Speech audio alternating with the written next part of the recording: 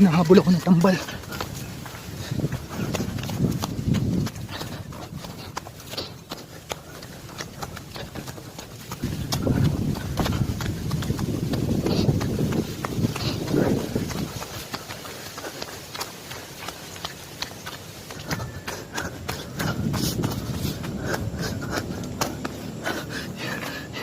Hinahabol ako ng tambal.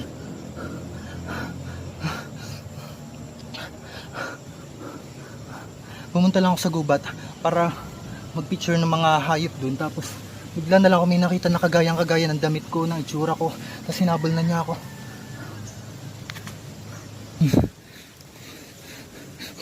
Diyos ko, yun na siya. Yun na siya. Anong gagawin ko? Nakita ko. Jesus, cover me with your precious blood and keep me away from danger.